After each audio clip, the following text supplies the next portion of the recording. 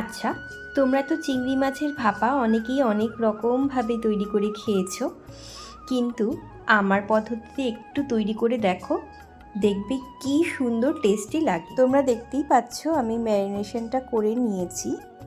ম্যারিনেশনের মধ্যে আমি কাঁচা পেঁয়াজ, লঙ্কা, টমেটো এগুলো কিন্তু কুচোনো দিয়েছি, আর সাদা সর্ষে, কালো সর্ষে, কাজু আর কটা কাঁচা লঙ্কা বাটা দিয়েছি, আর সামান্য পরিমাণে নারকেলের গুঁড়ো দিয়েছিলাম, আর সামান্য হলুদ অ্যাড করেছি। এবার আমি এই বাটি ধোয়া জলটা একটু সামান্য পরিমাণে অ্যাড করছি, দিচ্ছি পরিমাণ মতন নুন। তোমরা দেখতেই পাচ্ছ আমি এখানে ম্যারিনেশনটা করে রেখেছি।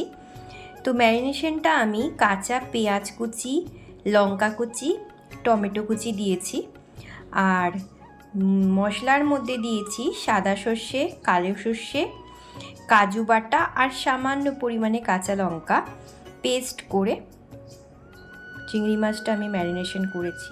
আমি সামান্য পরিমাণে চিনি অ্যাড করলাম, তোমরা এটা অ্যাড নাও। এবার আমি কাঁচা সর্ষের তেল অ্যাড করছি। কাঁচা সর্ষের তেল অ্যাড না করলে ঠিক ঝাঁঝালো ব্যাপারটা আসে না। এবার আমি সমস্তটাকে ভালো করে মিক্সড করে নেব। আমি তো আগের থেকে ম্যারিনেশন করেই রেখেছিলাম, কিন্তু টোটাল জিনিসটাকে আবার ভালো করে ম্যারিনেশনটা করতে হবে। আমি টোটাল জিনিসটা মিক্স করে 5 মিনিট রেখে দিয়েছিলাম। আরও একটা কথা বলে রাখি, টমেটো কুচিটা যদি তোমরা না দিতে চাও তার বদলে তোমরা টক দই দিতে পারো। তো আমার ঘরে টক দই ছিল না, তাই আমি টমেটো কুচি দিয়েছি, কিন্তু টক দই দিলে ভালো। বক্সটার লিডটা দিয়ে দিলাম।